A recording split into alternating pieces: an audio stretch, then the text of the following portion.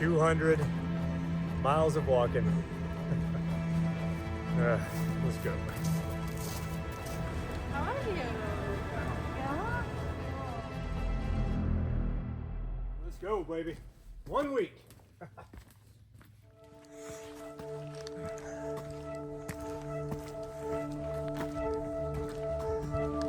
So instead of going right back up to Beacon Heights, we go left on the Tanawa Trail. We'll be on that all day today. There's the infamous empty backcountry permit box. There's our Tanawa Trail white feather, along with the MST Blaze Dot that we'll be following. All right, so we are off and running on segment 5, full of energy and enthusiasm for this doggone thing. Finishing up here in a week, but I got to share a funny story with you. So, well, first off, it's 29 degrees, so it's the same kind of temperature it was when I was finishing up segment 4, but there's literally no wind right now, which is a blessing because once you get moving, this is just pretty good hiking weather. It's cold, but not freezing cold. So anyway, if you are a thru hiker of the Mountains to Sea Trail and you get up here towards the end of segment 4 and into segment 5 and you've benefited from a trail angel, then you probably know of John and Shelly. So I didn't get to meet Shelly today, but John did shuttle me back up here to Beacon Heights from the Pinola Inn to get going. And as we're talking, he's just asking me a few questions based on our previous conversations. He goes, so you were in the military? And I said, yes, sir. I did 21 years in the Marine Corps. And he goes, oh, I'm sorry. And I said, what did you do? And he says, Air Force. And I said, oh my gosh, that's kind of a funny story. So I tell him my quick story of, trying to go in the Air Force, how it didn't work out and how the Marine Corps got me. And then I look back at him, because real quick for context, I wanted to be a fighter pilot. It did not work out with the Air Force recruiter. The Marine Corps gave me a shot at it, but I had an issue with the physical that prevented me from actually being able to fly, little did I know. So I became an infantryman and did 21 years on the ground. But so I look at John, I said, so what did you do in the Air Force? And he says, flew F-16s.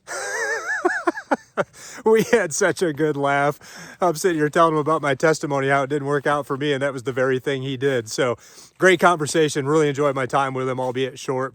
But I'll see him again here in a few days when he is able to shuttle me so I can get resupplied and cleaned up to take on the back half of this week. So here we go. It is just dead quiet out here. So peaceful.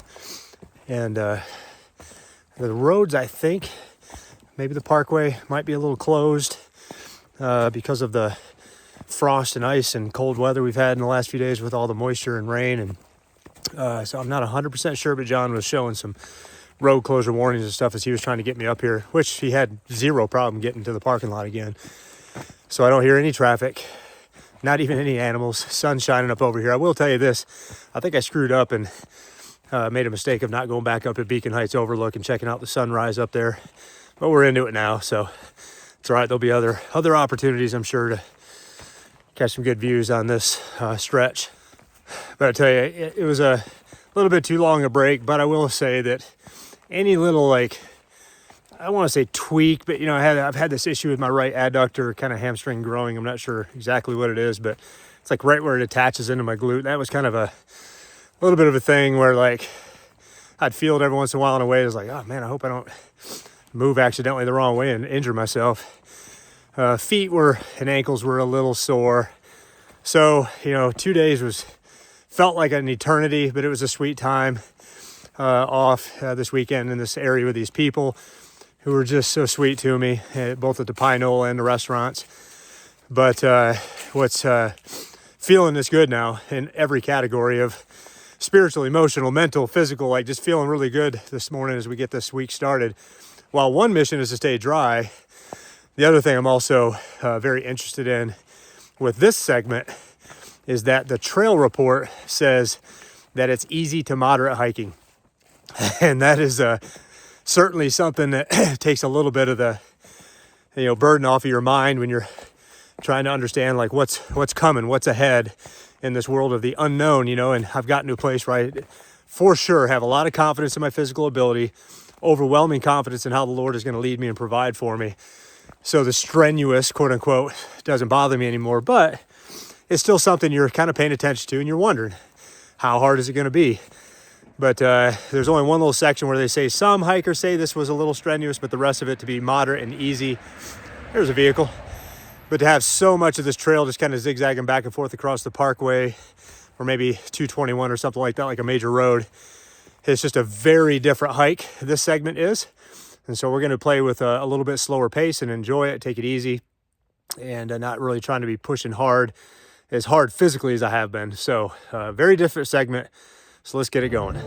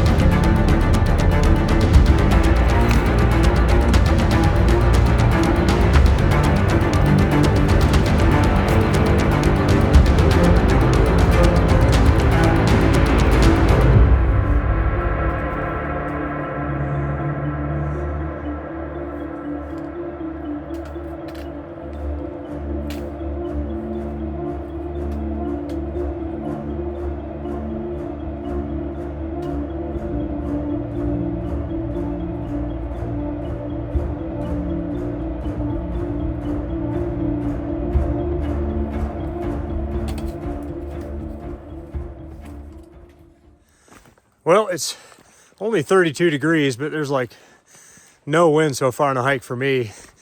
But beanie's off, gloves are off, and now the jacket's off. And it's cold, I can feel it, but with those layers on, I felt myself starting to sweat a little bit. And I'm not even working that hard. I mean, it's very subtle little ascents, stairs, things like that. Like my heart rate, I don't even think has gotten over 100 yet.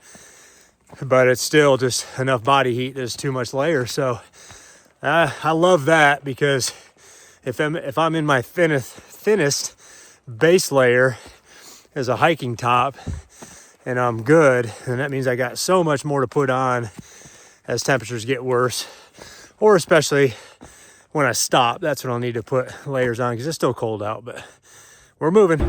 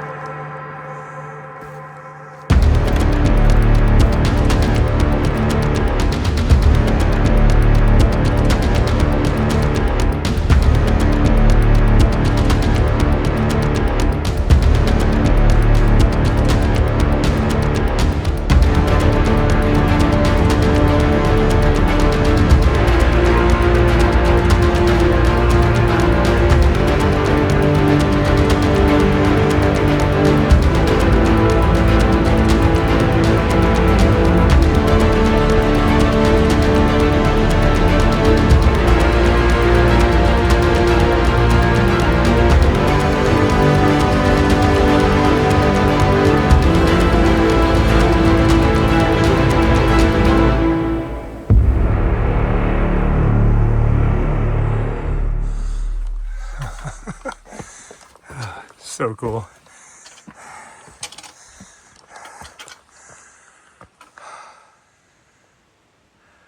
There's Table Rock again. This is so cool. So reminiscent of the chimneys. I'm going nowhere fast. It's like every 10 feet is just something really cool to experience, and the trail style and the views and the huge rocks and just all this stuff in here. So having a lot of fun. All right, a little over 1.5 miles in. I think it takes about 1.5 miles to get through all that really cool stuff. Beautiful trail, some of my absolute most favorite hiking yet on the entire MST. So really enjoyed that, but we're kind of back out in a little bit more of the normal forest. Trail still really great conditions, pretty rocky, but no leaves and all that stuff that makes it hard to see what you're stepping on. So time to pick up the pace a little bit, make up some time. I got a 12-mile day scheduled today to get to camp, and a little behind schedule. Of course, I started just a tad later than maybe normal, not too much, because the sun's not really rising until about 7:15 now. But yeah, maybe with the shuttle, maybe a little late, but regardless, plenty of time to get into camp before dark until you start playing around in somewhere like the Lynn Cove Viaduct area. Very, very cool. Highly recommend the Tanawa Trail from Beacon Heights. The Lynn Cove Visitor Center, all boarded up for the winter. And then you just kind of work your way across the front of the building and just stay left here. Keep on heading around the parking lot. Old white feather, man. How many know what I'm talking about? The first bridge of its type in the United States.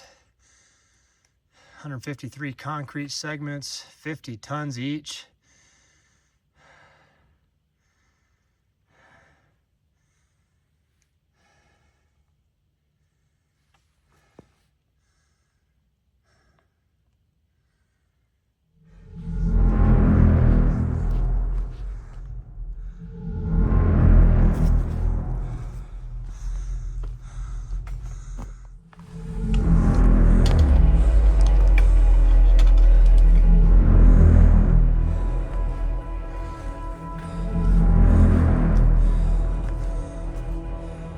This is so doggone fun, man.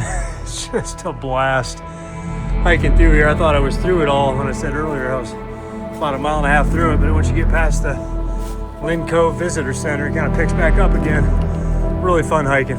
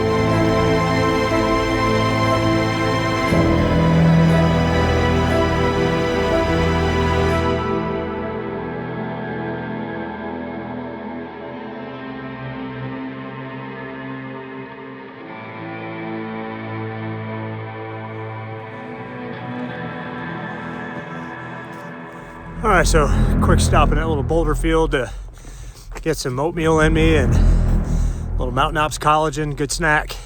It's 10 a.m. So now the mission is to try to put some miles behind me here. Hopefully I can just go at it hard for a couple hours and look down and see myself like halfway done for the day, because we got some time to make up.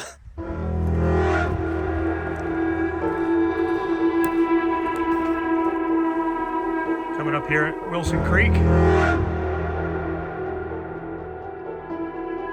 Well, came under the Wilson Creek Bridge here for a second just to get some water filtered. It's just a cool little cove up in here.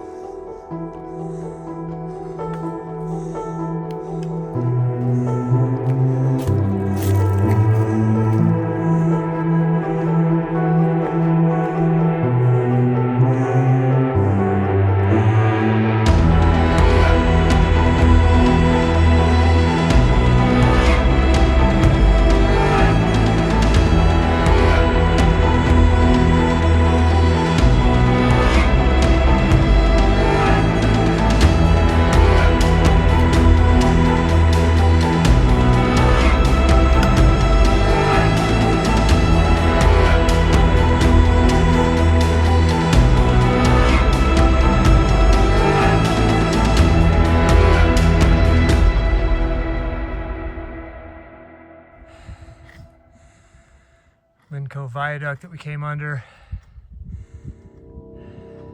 How about this view, man?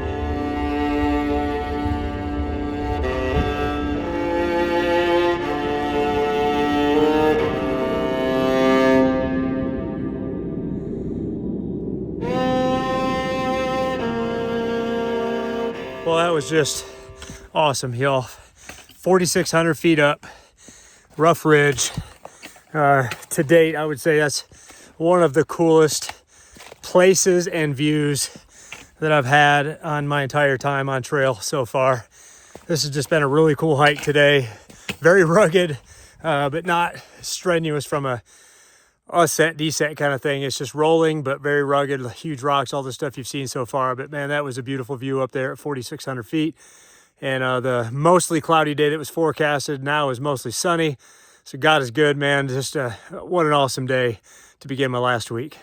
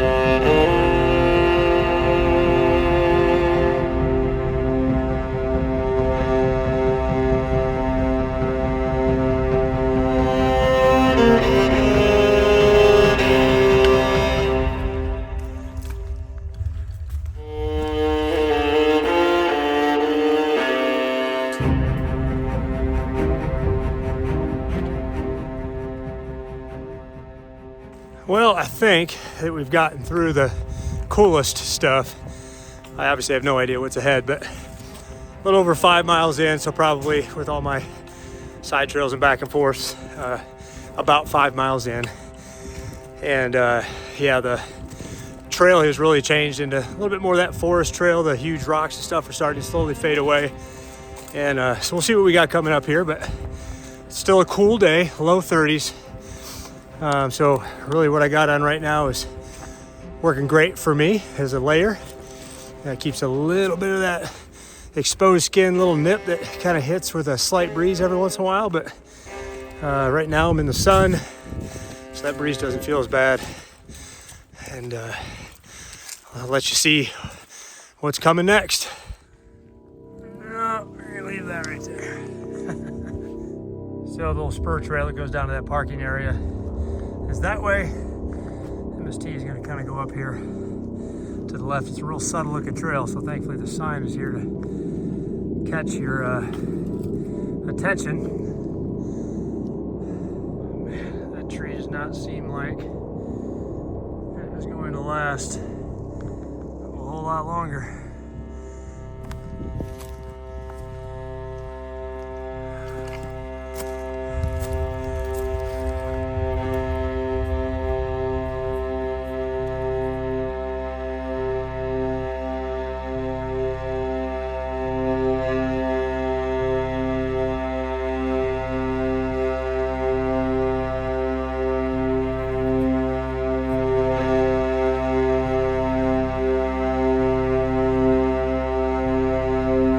I have caught a ton of webs in the face today.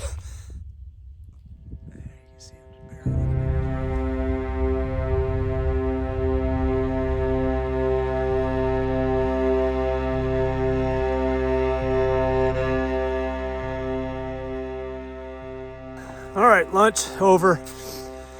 A little after 1, 4 hours till sunset. About 5 to 6 miles to go.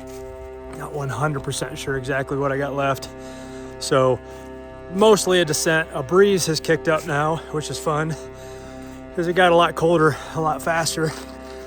So we're gonna layer back up kind of how I was when I started, let me try this again. When I started the day, and this should, other than this teeny little climb I'm on right at the moment, this should be mostly downhill all the way to camp. And I'm struggling today, just to be honest with you. I'm really sore in my left ankle. That's kind of the worst of it. But feet and ankles in general are pretty sore and uncomfortable. I don't know why. But I'm kind of hobbling. I think it's just so cold that everything is just kind of stiff. A lot stiffer than usual. You know, when you're 50, ligaments and things like that take a little longer to get warmed up, but it's hard to get them warmed up and stay that way when it's cold. So it is what it is. No stress. But yeah, we're on our way. We're gonna try to make some good time and get to camp at a decent time. Dixon Creek, plenty of water flowing. Stop and build up the grail real quick.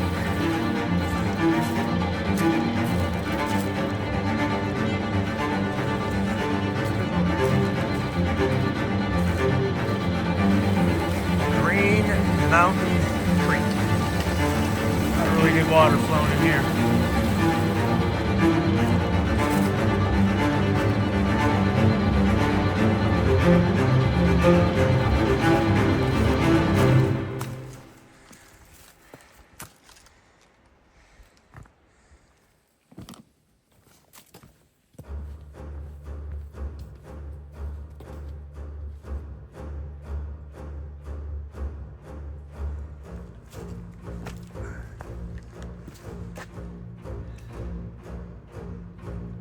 It's up that way.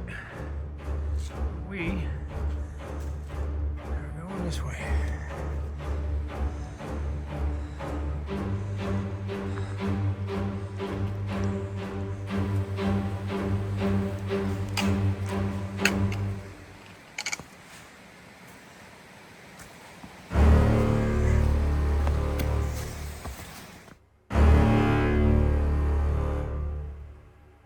A lot of trail intersections in and through this area here, but you just got to stay on top of it. So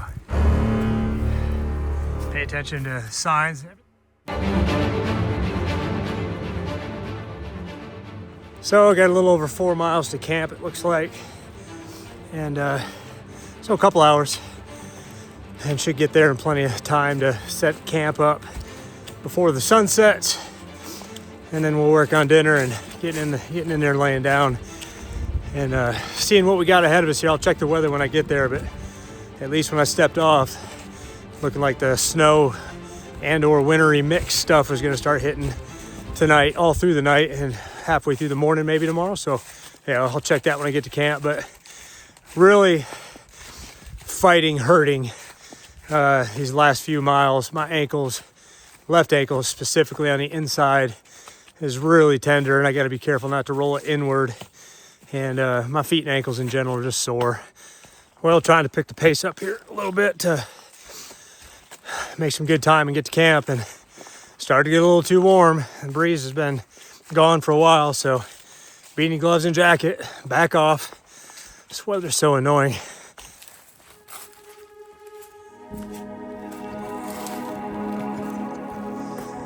Oh, them feet and ankles are sore, boy. Oh my goodness. Something has been tearing at that bad boy.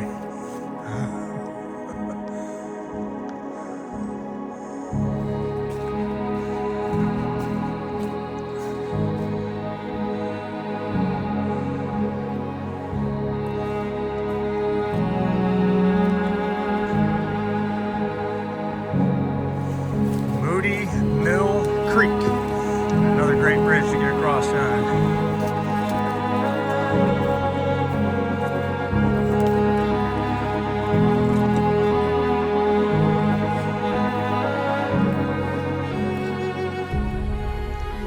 We've lost probably I don't know, a good 1,000 feet.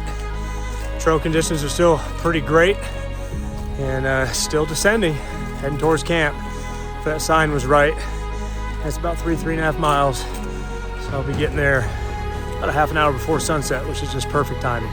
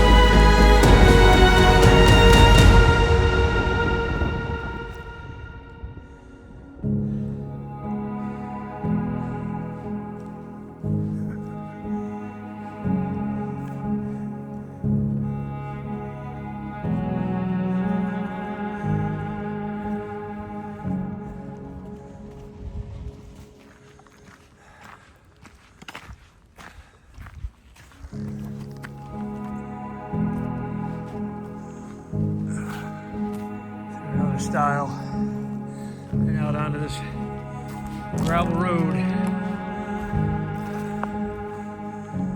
All right, this is where we branch off the road. Oh, road maybe comes back in off the right. We're back on it, staying straight.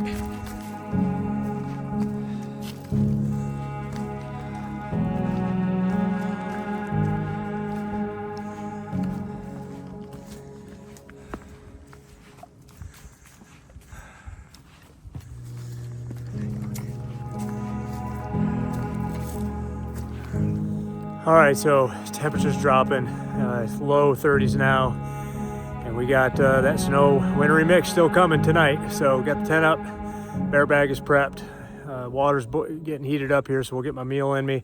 Sunset about 5 minutes ago, so hopefully I can finish eating here before it really gets too dark and get in that tent.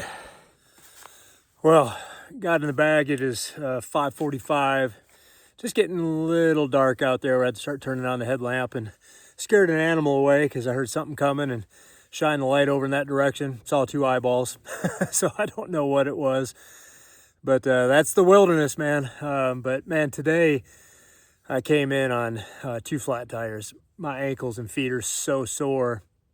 It's just interesting, to kind of work through the challenge each day. Is this something different?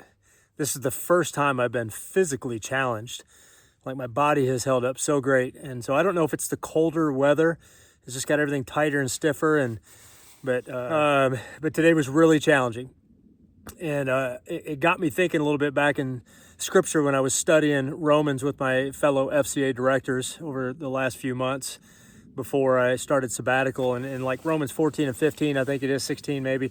In those few chapters, you start to hear Paul use some language that he uses quite often, actually. He talks about strong and weak. One of my favorite verses in scripture is when he says that, we who are strong have an obligation to bear the weaknesses without strength. And but there were some other uses of it that caught my attention about how we should be thoughtful about how we communicate with the weak and all these things. So the more I dove into that, I did a little bit of a study on it while I had the time, which wasn't much leading up to this. But it really spoke more to what you might expect, I think, is that it's not about, your bench press or how much you hold up out here in the wilderness walking around every day. It's not those kind of things. It's about faith, strength and weakness and faith. And so on the strength side, it's certainly not something to let pride take a hold of. And yeah, look at me. And because we don't boast like that. We boast in Christ. It's him that gives us the strength. But then on the weakness side too, it's not something to really be ashamed of. It's not a jab or a dig if you're considered to be weaker in your faith. It's about maturity. And I know that even out here, there have been so many instances, as smart as I think I've gotten in scripture and faith and all those things, there's been so many instances out here where I've been tested, challenged, afflicted. I've gone through some trials, and those are the moments where sometimes I was strong in my faith later on, but up front, I wasn't. I was weak. And those are the moments that I really like to try to gravitate to, or grab onto, I should say, to ask the Lord to teach me something new, to grow me. Like, I'm weak in this. I want to turn this weakness into a strength. And that has, again, been so much of the drill out here. Physically, I'm challenged right now. I'm hurting. And so I've prayed and prayed and prayed. We're going to pray again before I fall asleep that the Lord would be so gracious as to heal my body and give me new bread for tomorrow, new manna, to take on the new day and the new challenges. And those challenges are gonna, could be gnarly if my body is not so good, because at 1 a.m. tonight we get snow, and then at 3 and 5 and 7 and 9, every 2 hours the Garmin weather report shows me that we've got that wintry mix stuff, that 30 to 40, 50% chance of rain. So could be a wet one. Tomorrow should be a wet one when I wake up. So already just kind of working through the drill about getting up, hurrying up out there and getting the bag and getting it down and bringing my food in here under the tent so I can really pack most everything up, eat. And then when I'm ready, I jump out with my rain gear on and get this tent torn down real quick and get moving. So new challenge, physical, but then also a familiar challenge with the rain and having to go through that again and try to stay dry when it's way colder, 20, 25 degrees colder. So that's how day 23 is wrapping up, and that's the outlook on day 24. So I'm going to go through the route for tomorrow and just remind myself of what's coming and what that's going to look like and my mileage and all that sort of stuff. Getting into the Blowing Rock area tomorrow, and then we're going to get in the Bible and work ourselves into hopefully a great night's sleep. So if I time it right, I could have 5 or 6 hours maybe before all the snow and rain starts coming. Hopefully it'll stay quiet between now and then. So it's going to be an interesting night too with the lower temps. I got to put all the bottles in the bag and put my clothes in the bag and do a lot of things to have nice unfrozen water and warmer clothes to put on when I get up first thing in the morning. So that's always interesting to have to sleep with all that stuff. But it is what it is, man. We're out here in the wilderness, so I'll check in with you in the morning. Well, it's been raining for like 9 straight hours. The snow started at 10:30 last night. It was definitely snow. And then things got cold with freezing drizzle. I looked outside the tent and I could see a bunch of icicles hanging off the edges of the tent. And now it's just been heavy rains for quite a few hours. And everything inside the tent is a little wet, but as water hits the outside of the tent, it's like it splatters a little bit on the inside or it splatters the condensation maybe. I don't know, but my sleeping bag's covered in moisture. So we're gonna get my rain suit on so that anything I brush up against or touch will be hit with that and not any dry absorbent clothes. I think I'm just going to keep the same ridgeline base layer on I had on yesterday, but I'm going to put that on under the rain suit today because temps are going to be in the kind of mid-30s high with 10 to 15 mile an hour winds. So it's going to be a wind chill type day on top of this rain. It's not supposed to rain all day. It's supposed to let off mid-morning. So I keep telling myself I just got to get through maybe a couple hours of this. But my feet are probably going to get wet. Just the nature of non-stop rain for that long. But I really want to try to keep my hands dry and do better than I did last time, so I won't film much of anything while it's raining. I want to try to keep my rain shell gloves on and actually keep my hands dry. And other than that, we're just praying this morning and trying to keep a good attitude and yeah, good times.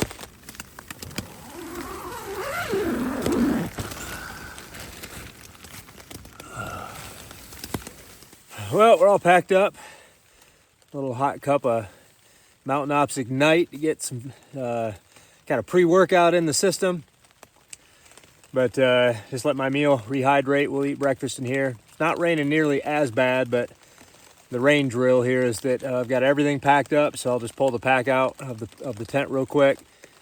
Take, I don't know, 3 minutes to pack this tent down, stuff it in the outside of the pack, and then we'll get stepping. So far so good. I'm a little tight in the feet and ankles, but not painful. So hopefully I can get moving here. We got 12 miles to put in today, so I'll see you out there on the trail. Well, the Lord was so good to hold the rain back here a little bit while I packed up the tent. It wasn't even really raining much at all, but picking up a little bit more now. So left ankle hurts like crazy to the touch now. So I don't know what's going on there. It's just that bone on the inside of my ankle. But we're going to hike up out of here, get to a water source, fill up water for the rest of the day. And we got a couple little climbs today, or a pretty good little 1,100 foot climb if I did the math right. Looks like it's just a long straight one. And then it'll kind of roll, and then we'll make our way towards Blowing Rock today. So talk to you in a little bit.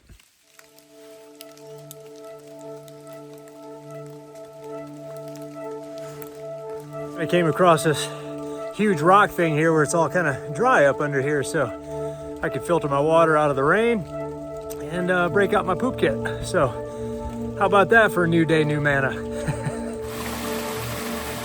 This is the second of the sort of rock hoppy water crossing areas. It's living up to the report so far. And this part's gonna take a minute. That's the second of a couple steel bridges that they actually have up to go over. So I think the rain has stopped, and that's about what the forecast was saying. About 9 o'clock it should be done. I think anything I'm feeling right now is just stuff coming off the trees. So we're staying layered up just to make sure I can stay dry and don't take on any water into my water absorbing type layers and clothes, right? So the trail's great, really cool. I bet you if it wasn't so soggy and wet out here right now, it'd even be better. But you're hiking along a creek here, and trail's a little technical, which is always fun for me, but making good time. Ankles holding up so far, so good. So check back in a little bit. Well, that last one there, if I had about 1 or 2 more inches of water flowing through there, I might have got my feet wet. Yeah, a little bit of water rolling over top of all the rocks you had to step on, but they were firm.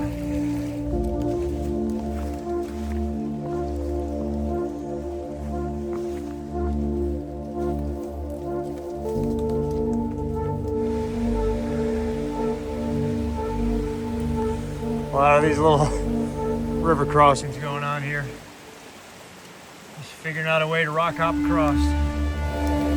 Oh yeah, the one with the rope on it. Well, I don't know if I needed it, but it was handy. Nice little relationship with my trekking poles to get me across that. It was a decently difficult little water crossing because the rock you needed to step on in the middle was pretty wobbly, so the rope just kind of helped assure that once I put my weight all in that thing, I wouldn't fall in the water, hopefully.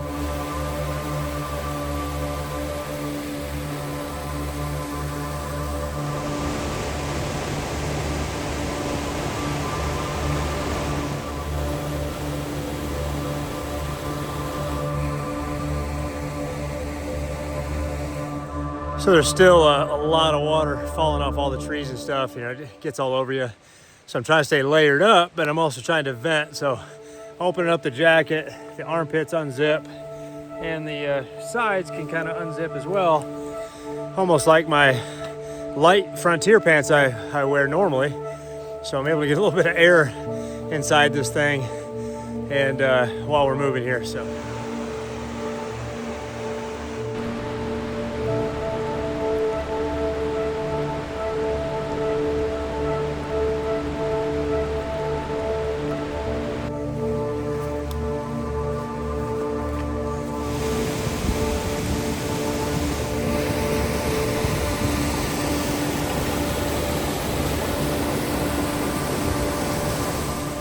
Little side trail there right after that big boulder to go down and check out what I think is Hebron Falls. Really glad I did that. Super pretty down there. And it's one thing about the rain that's good is it gets them rivers flowing, man. And the waterfalls and things like that are a lot more spectacular to take in.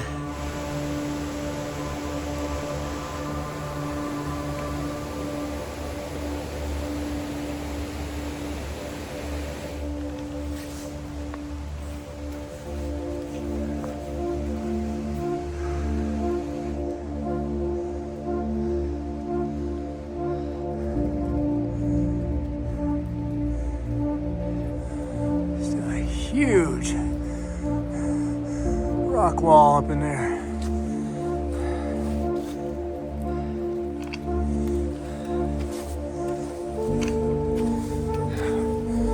Praise God for people that put in the work to put these in for us. Man, it's like a doggone minefield for my ankle.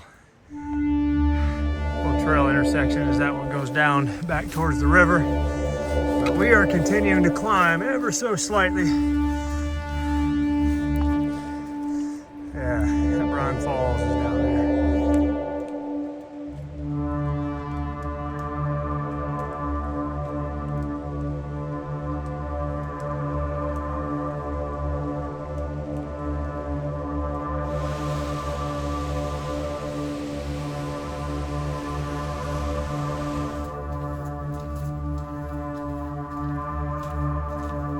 Trail intersection where the trail goes right, but I get a chance to go over another big steel bridge. Boy, that thing was creaky.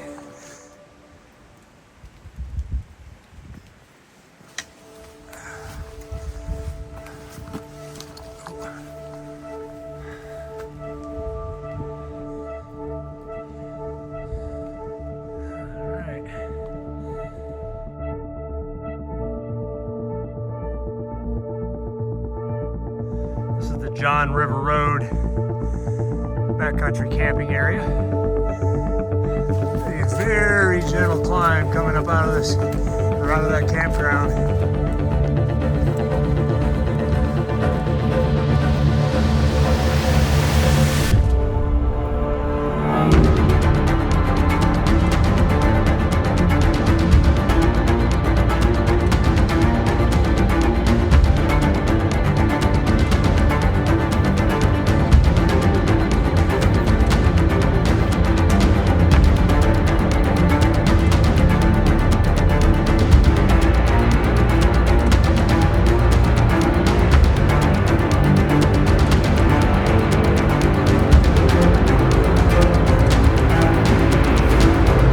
Left ankle hurts pretty bad. It's worse on the uphills.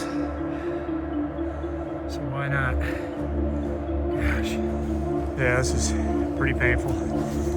But we're hobbling along, limping our way up this rich mountain.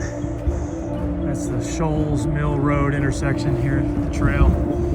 Stay to the right. Ooh, I'm starting to pick up that breeze after that climb, so more fun with the weather today. So we come out here to Shoals Mill Road and just walk the shoulder for about 75 yards here. Still climbing.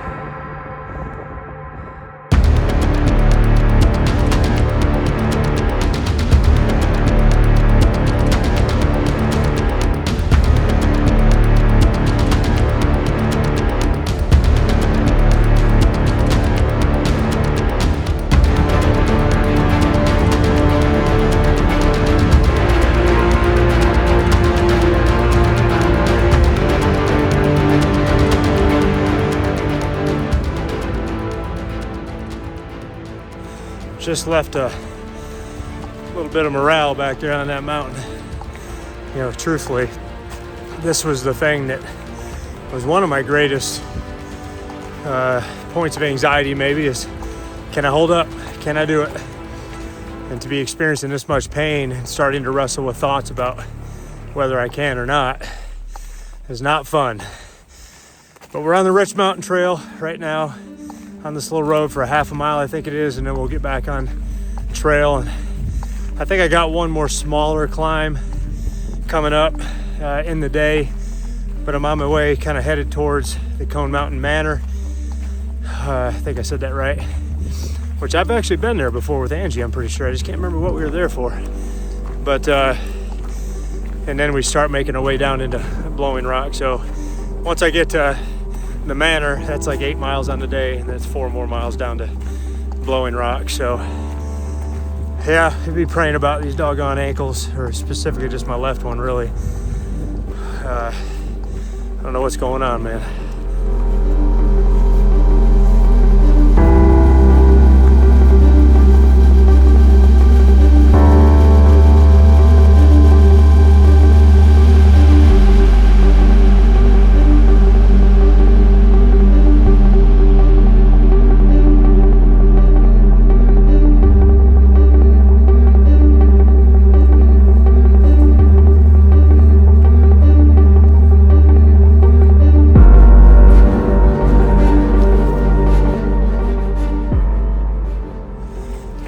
So just to let y'all know, it's cold. It's like mid-30s as a high, but there's a little wind chill at work here, and then everything's wet, so the air's just cold. If you know, you know. God, it's uncomfortable, and I'm trying to walk as fast as my feet will allow me to get a little bit of body heat going. I'm still cold, so if I can get to the manor and find a spot out of this breeze, I think I'm going to change the layering system up here a little bit.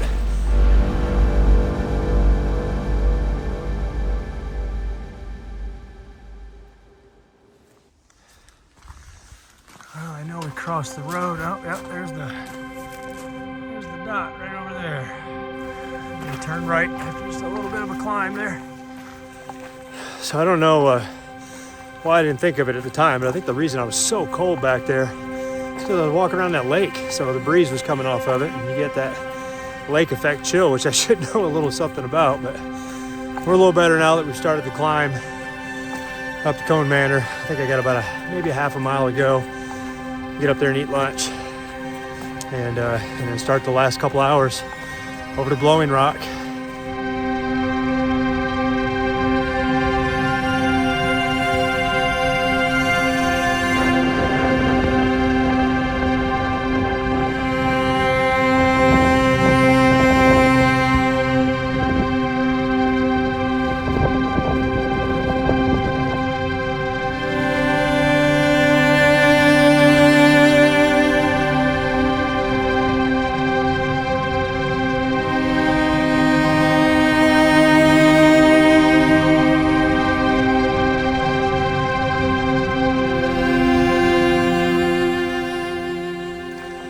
All right, so little front porch sitting there. Got one of the Peak Refuels venison casseroles in me for lunch. That's really good.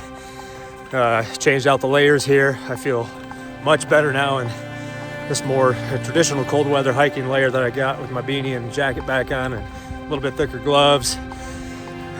So should have about 4 miles to go. So mostly downhill to get into Blowing Rock.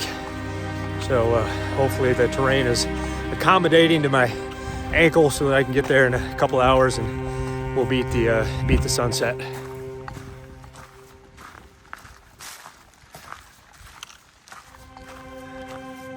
All right then, under or over? Going over.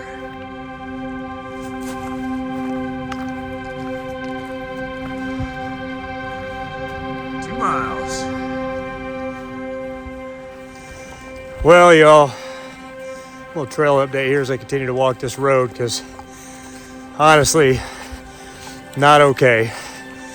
This left ankle's just getting worse, really, really sore.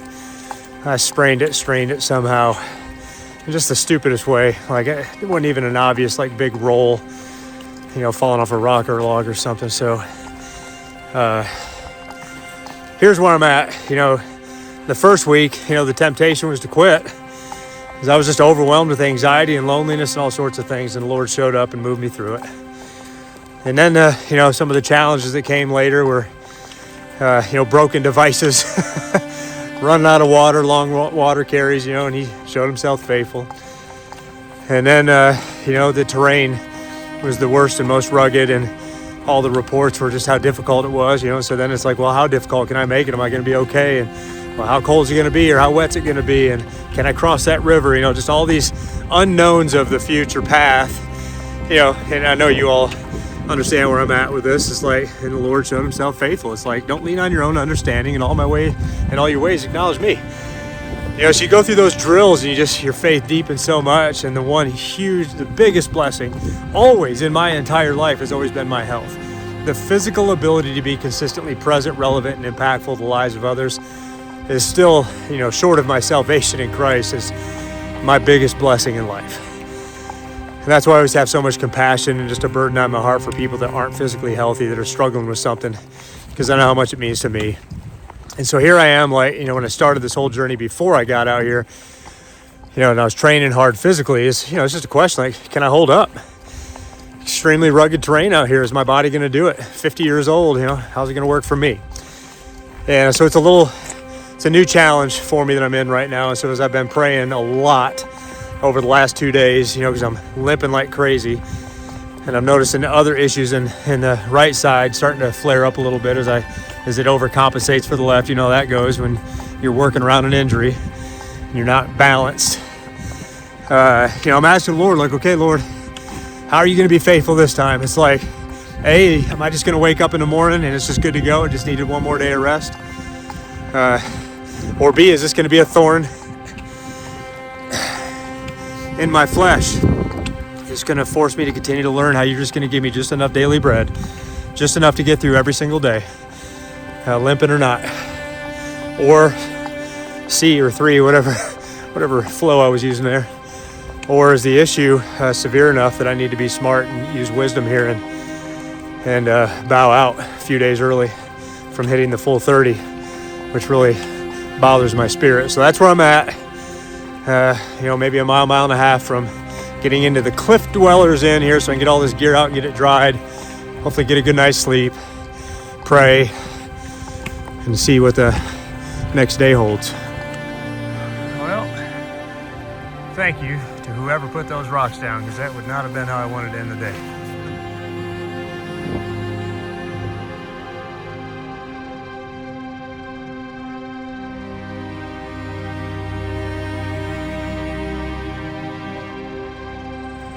Made it to the Cliff Dwellers Inn here in Blowing Rock.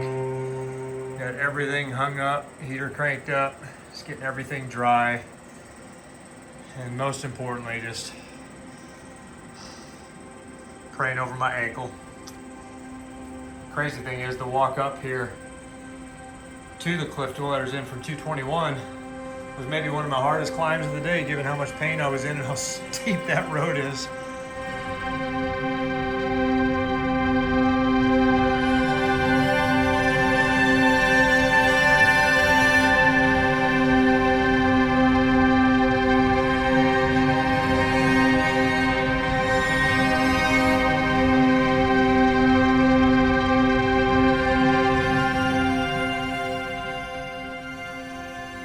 All right, y'all, just a little trail update for you here to just take a break, get a snack in me. So I want to take you down a quick journey here of how I got to this point.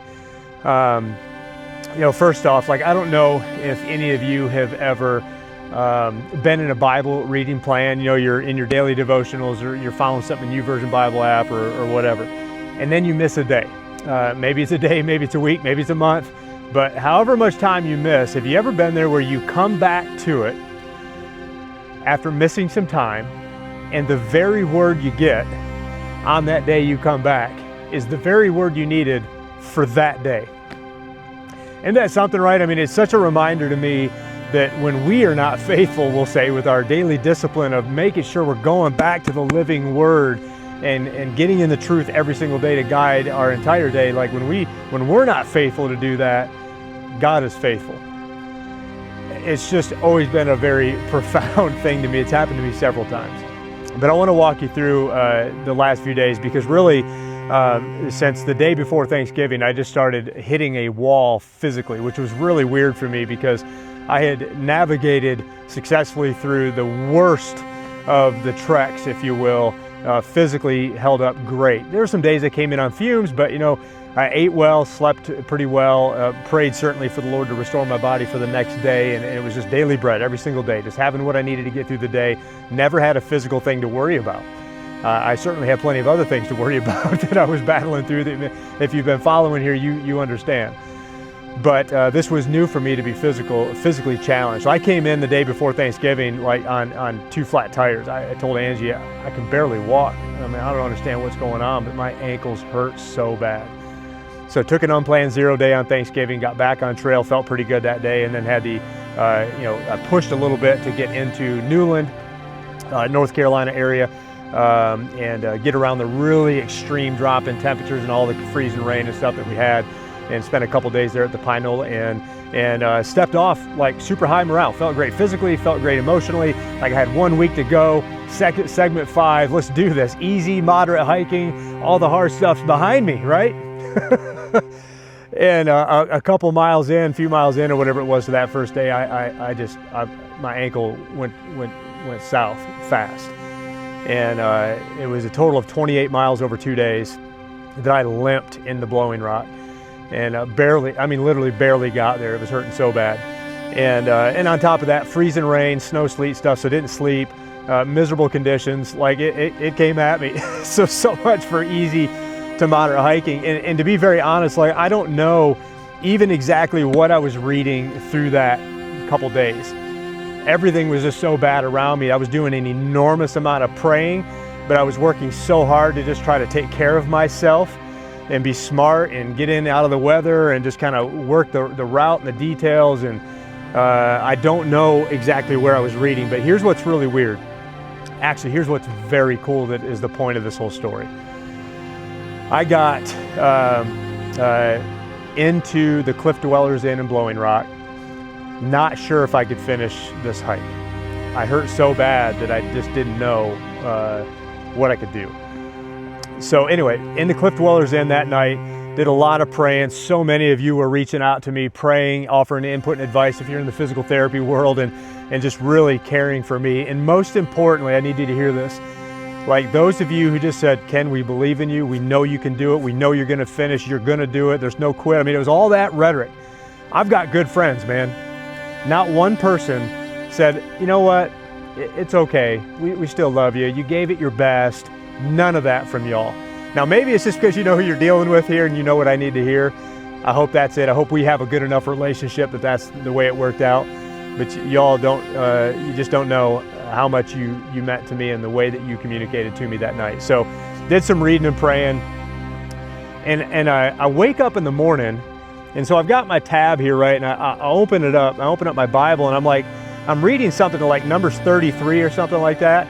And it's referencing things that have happened over the book of Numbers. And I'm sitting there thinking like, wait a minute. I haven't even read that. Like in this time I've been out here, just to remind you, I'm studying the wilderness generation, right? So as God freed his people from captivity, from slavery, and he parted the Red Sea, led his people out of that into the wilderness, I wanted to study that, right? And so I'm gleaning from Moses and Aaron and their leadership and the way God ministered to them, taught them, coached them for how to lead people in the wilderness. I'm looking at how the baton is being passed to Caleb and Joseph or Joshua.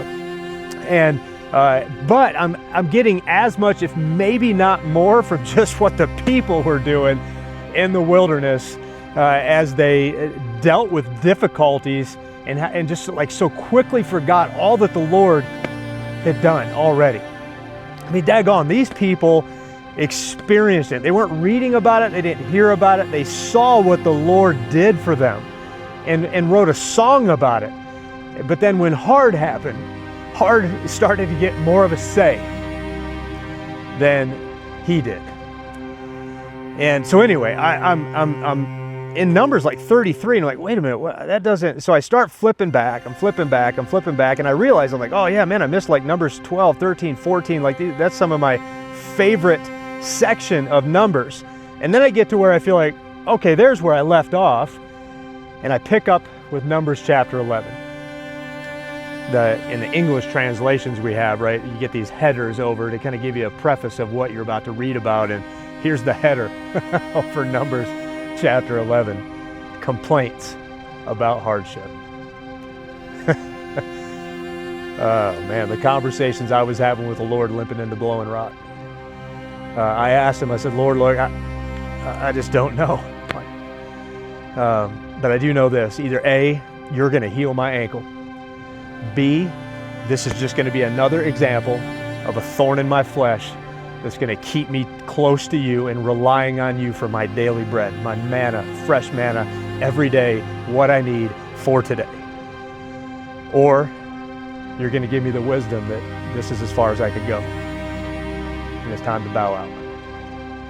And when I said that third one, there was nothing in me that really wanted to do that, but I will tell you, I was having the conversations in my head out loud, or in my head and out loud, about what I would say to my wife and my daughters,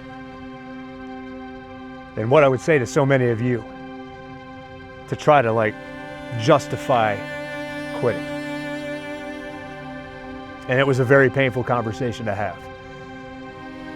And so I wake up the morning after in the Cliff Dwellers Inn, and I can't even hardly open my eyes. I turn the lamp on, just put my readers on, and I open my Bible and I flip back and I see Numbers 11, and I start my day seeing complaints about hardship. Because I told Angie, I was like, let me just sleep on this. Let me get up in the morning and see what the deal is. Numbers chapter 11, now the people began complaining openly before the Lord about hardship. And when the Lord heard, his anger burned, and the fire of the Lord blazed among them and consumed the outskirts of the camp. And I prayed that morning like, Lord, I'm so sorry if my lack of faith is causing you to get a little fired up. I hope that you will forgive me. And then I keep on reading, and I see that they named this place Taberah because the Lord's fire had blazed among them. But then the next header says complaints about food. the riffraff among them had a strong craving for other food. Y'all, I don't know about you, but riffraff is a term that I feel like is just something that my grandpa would say, or maybe my dad would say. It's not a term I don't think I ever use. I have heard of it before, but I just don't think it comes out of my mouth in regular conversation. If you look up the definition of riffraff, it's like undesirable people. But if you look in the Bible, riffraff is a biblical word, and it's only used one time in all of Scripture, and it's right here in Numbers chapter 11, verse 4. The Lord is calling out these people that would come from all these different tribes, just a little here, a little there, and they form this group, riffraff, that just want to complain. You've heard this, right? Misery loves company, doesn't it? And they're complaining about wanting other food. And it says the Israelites wept again and said, "Who will feed us meat? We remember the free fish we ate in Egypt, along with the cucumbers and the melons, leeks, onions, and garlic." They're remembering what they had in slavery. They're remembering what they had before the Lord freed them, before the Lord began to lead them in the wilderness. And then they say something in chapter 11, verse 6, "But now our appetite is gone. There's nothing to look at but this manna." And y'all, when I read that, it didn't matter what my ankle felt like, because it wasn't better. But what I realized is that the trail name the Lord gave me, the whole foundation of this whole experience in the wilderness for me, was about relying on Him for my daily bread. Manna, fresh manna every day for what I needed for that day. And may I never look upon that as only manna. So as I stepped off this morning, my ankle really wasn't that much better this morning. And I just started walking by faith, trusting that the Lord was going to give me what I needed for today. And before I knew it, everything started feeling a whole lot better. And it's still there. If I move just a little bit wrong, I can feel it's still there. And people have asked me, like, "Hey, is your ankle better?" And I said, "No, but I am."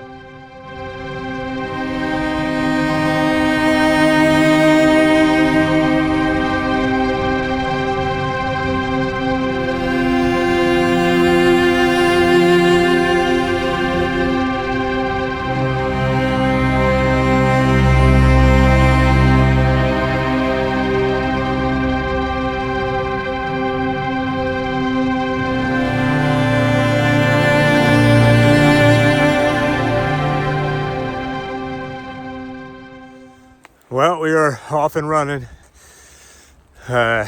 John was available, and as a Air Force veteran, we connected really well and just had some really great conversations. He's a man of faith, so we connected really well in that aspect as well. And he said, "I was a little miffed that you didn't call me when you hurt your ankle." So he was adamant that if this doesn't work out well for me the next day or two, to give him a call and he'll come get me. So what a great peace of mind to know I got somebody in the area that's on standby for me. But it's high 20s again up here, a little wind chill, so it's cold, but we're moving. Ankle is not much different, but we're going to chew on some Tylenol, put one foot in front of the other, and get going here on this next section of segment 5. About 10 miles I'm going for today. If all holds up well, and we'll be just rolling right along the parkway here for a while, so keep you updated.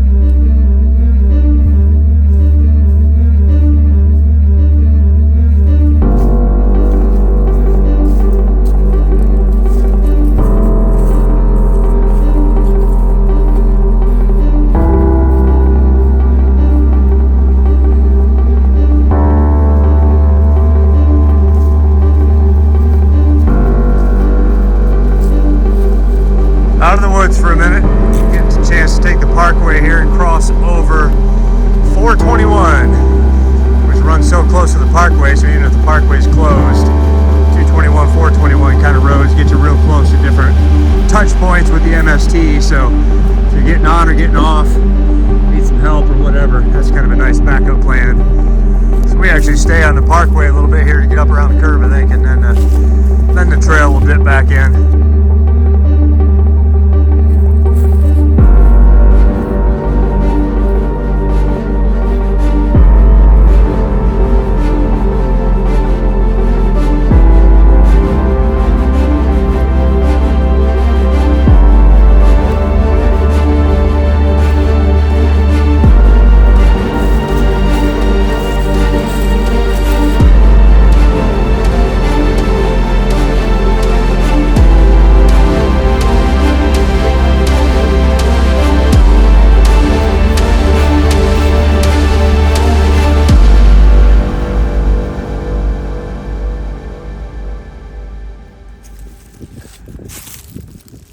So the parkway goes up that way, this Lewis Fork overlook, but the MST actually is right there going into the woods and going around the left side of this knob in the woods, versus the parkway goes around and reconnects with the MSTs. But we'd missed the view, so I'm gonna go see if we got a view.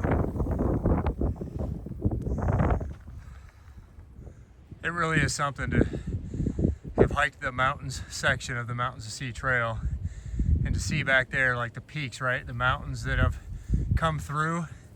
I mean, and then you start looking out over this way and you just see how the mountains are starting to slowly fade away into the Piedmont region.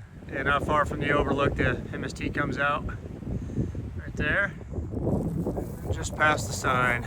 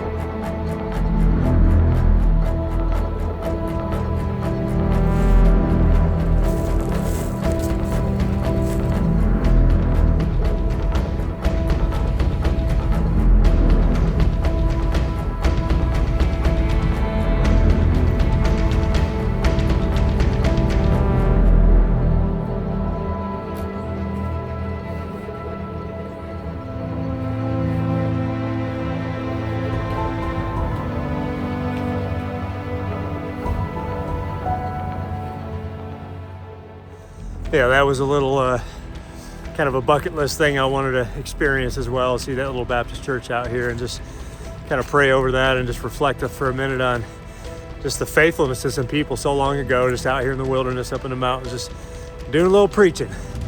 And the people would gather to get a good word, and then they'd move on. And so just a neat stop point there.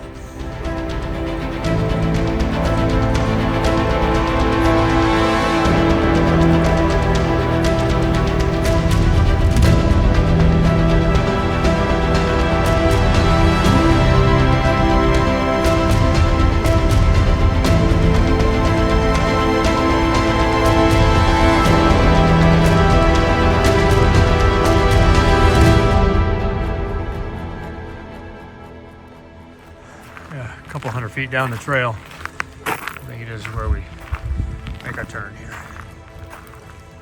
Cool thing about this little Cascades trail is you do get a lot of these plaques here that kind of let you know what kind of forest you're walking in or what's around you. So this is Fall Creek that we're starting to parallel. Good little access point there if you need water, but this is the first water source since leaving Boone, and I just decided to leave with a pack full of water because I didn't know for sure where water would be. But it's a real dry stretch. It's not even close. I mean, there isn't even like potential water sources. So you got to get all the way to the Cascades Rec Center area to get down just past it to this creek to get water. So about 4 miles left to go on the day. Man, this has just been a great day.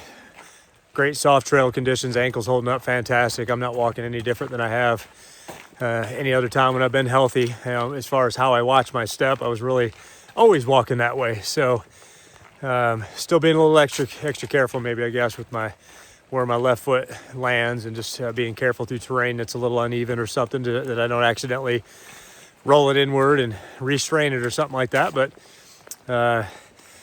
when I stopped in Boone, John, the trail angel, was kind enough to run me over to the Mountain Running Company store, which I've seen. It seems like a chain of stores out here in the mountains. It's not the first time I've ran into it. I'm pretty sure there's one over in Black Mountain that I've been to. So I just talked to him about what I'm dealing with, and I was looking at insoles, and I'll have to tell you later what brand they gave me. I can't remember. Gave me a mid-range, like normal arch support, which I took out the soles I had in there. They're in the pack just in case this didn't work out or they started to do something weird or rub. But that, plus your prayers and a good off day, all these things combined, the Lord's touch, it's been good. It's been good today. My feet feel fantastic. Neither one of them hurt. And so maybe there is something to these insoles too, though. Because even on my best days, there was days where I'd be getting in and just feet would be sore, ankles would be sore, from just the rugged terrain. But no rugged terrain today. Just a great walk and pretty good hiking weather. Right after that bridge, the Cascades Trail keeps going that way, and MST goes this way.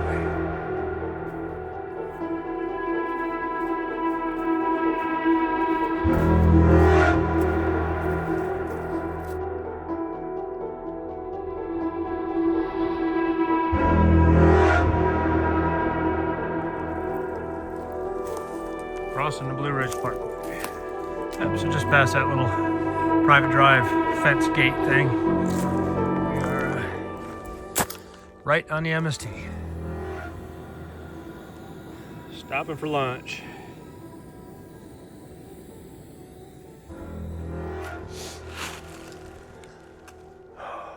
Yeah, for sure. One of the biggest blessings of this trip out here has been the Lord giving me back my appetite. Kind of came and went a little bit. I don't even remember when exactly, but boy, those first 2.5 weeks was the combination of my nerves, my emotions, whatever you want to call it, and just being so sick and lonely and all that stuff. I just couldn't eat. I had no appetite. And then I was just literally force feeding myself because I knew I had to get calories in. But I ate way under what I needed, and I was burning. Garmin had me burning 4,000 to 5,000 calories every day, and I was not taking in but a couple thousand. I was withering away, man. I don't know how much weight I lost, but at least over the last 10 days, almost 2 weeks now, with all these different 0 days and things, I've ate like a horse, and I've ate all my food on trail like I want to. And so I think I put a little weight back on as the trail conditions have gotten a little easier and I'm not burning as much. And I've actually had an appetite. So really thankful to Peak Refuel for the just incredible meals that they provide. Mountain Ops, my supplements, man, I think have gone so far to keep the micronutrients in me that my body needs to feed off of to keep it up out here. So yeah, really thankful. Not always so thankful for the weight, but that bag and that weight gets lighter a little bit each day with every meal. So get some chicken and rice in me here in a minute. For lunch, it's 1 o'clock. We're 8 miles in, and I don't know, 3 miles to go maybe, something like that, and we'll be done for the day. So quiet out here. Now I'm actually kind of enjoying it.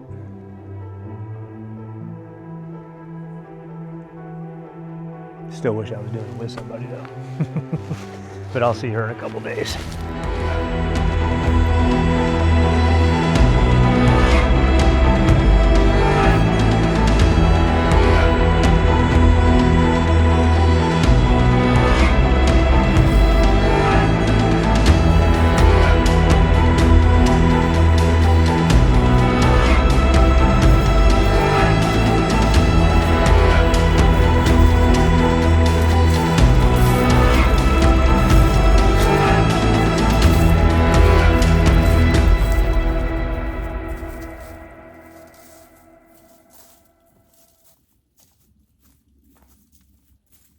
So like 42 degrees out right now. I haven't felt hardly any wind at all. And so I'm pretty warm. Not hot yet, but just warm. Exposed skin, you can feel still a little cool. So it's, it's cool out, but man, what a beautiful hiking weather day. The downside of, overcast is just, the beauty of the sun and all the things that come with it. But the plus side is you're not getting baked by the sun, and it makes for a little bit more smoother hiking where you're not getting exhausted quite as fast.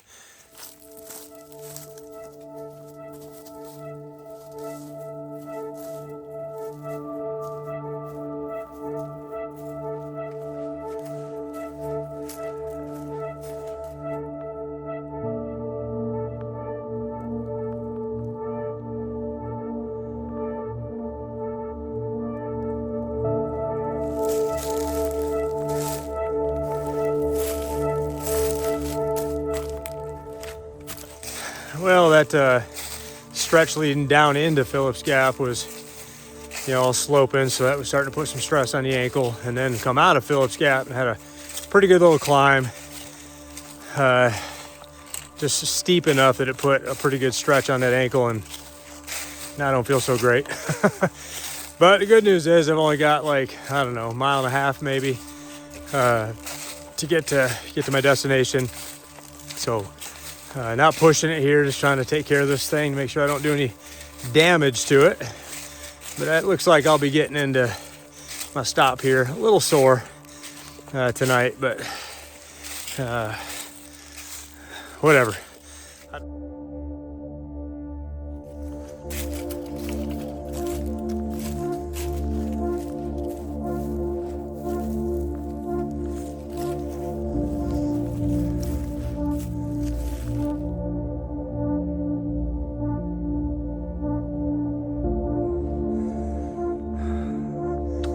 Almost there. So they got a little general store that I'll come back and check out. Here's the diner, but unfortunately that bad boy's seasonal, so I won't get a chance to deal with that. But make our way up here and check in.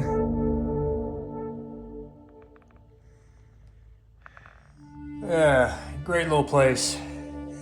This will for sure get the job done. So that is a very cool little general store. I really like it here so far.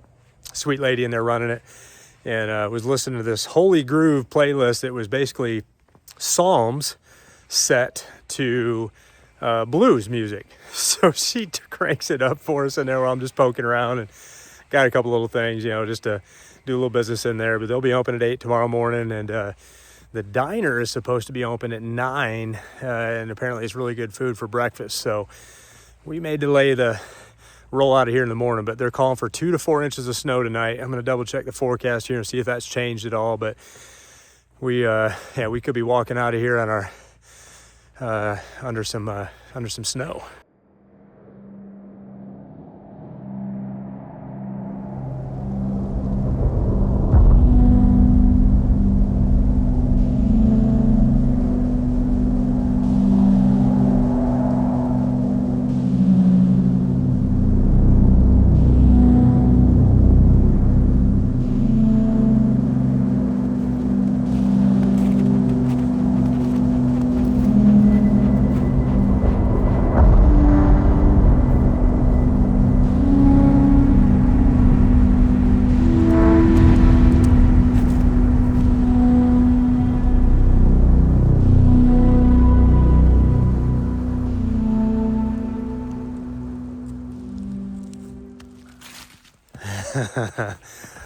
I'm like a kid in a candy store in this.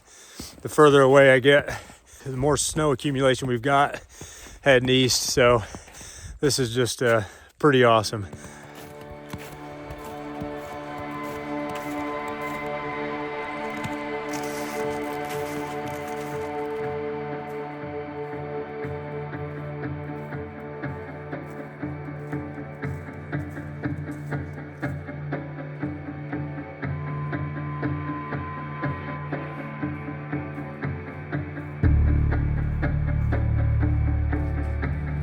Yeah, this couldn't get any better today. I guess you could say, like, if it was perfectly sunny, it would be even more beautiful. But You know, I've had plenty of perfectly sunny, beautiful days in that regard that allow me to see really far, but you know, sometimes the views isn't so much about how far you can see, but just what you get to see. And I'm just a kid that loves snow in the woods.